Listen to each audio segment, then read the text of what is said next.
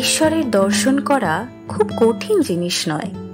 মানুষ উপযুক্ত দর্শন ও বোধের অভাবের জন্য ব্যাপারটাকে কঠিন করে ফেলে।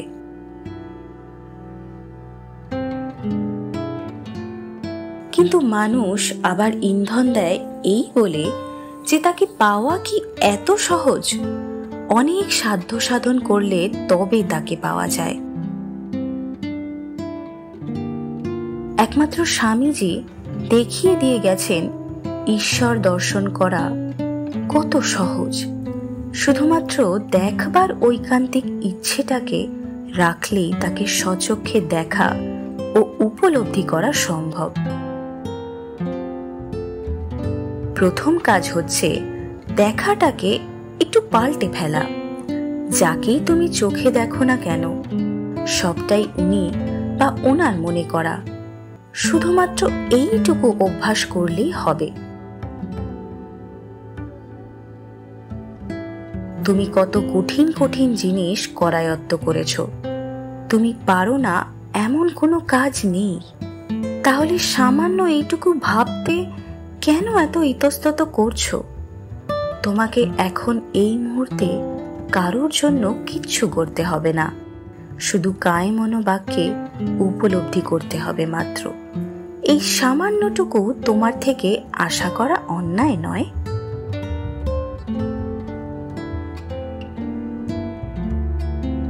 তুমি দান করে নিজেকে দাতা ভাবতে পারো, তুমি পুজো করে নিজেকে ভক্তিবান ভাবতে পারো, তুমি অর্থশক্তি দিয়ে নিজেকে রাজা ভাবতে পারো। এত যখন তুমি ভাবতে পারো, তাহলে এই সামান্যটুকু ভাবতে এত কুণ্ঠাবোধ করো কেন? এই ভাবনাটুকুর মধ্যে লুকিয়ে আছে জন্ম জন্মান্তরের সংস্কার। তুমি সব ভেবে নিতে পারবে, কিন্তু সবের মধ্যে ঈশ্বর এইটা কিছুতেই চিরস্থায়ী ভাবনায় আনতে পারবে না। কারণ তুমি জন্ম জন্মান্তর এই ভাবনার অভ্যাস থেকে দূরে আছো বলে। আবারও একটা জন্ম পেয়েছ, এই জন্মটাকে হেলায় হারাতে দিও না।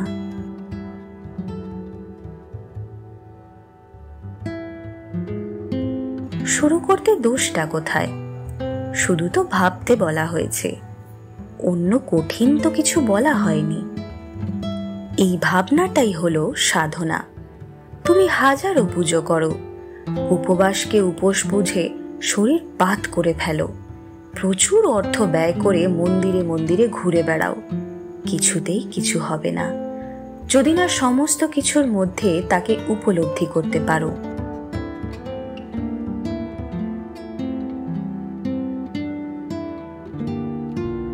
সুযোগ যখন পেয়েছ, হাতছাড়া করো না।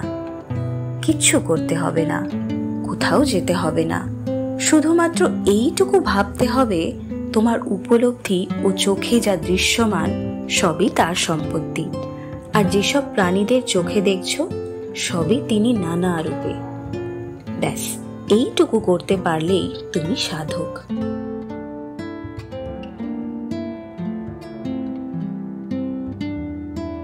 আর এই উপলব্ধি বা ভাবনা যেদিন তোমার কর্মে প্রকাশ পাবে, সেই দিন তোমার সিদ্ধি লাভ।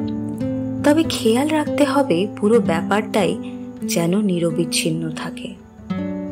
তুমি একটু চেষ্টা করলেই পারবে, তোমাকে পারতেই হবে, আজ নয়তো কাল।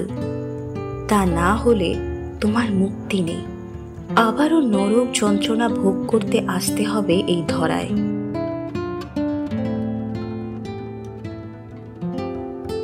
তোমার মুক্তির পথ তোমার হাতের মুঠোয়। চোখ বন্ধ করে দেখা অভ্যাস করো, চোখ খুললেই ঈশ্বর।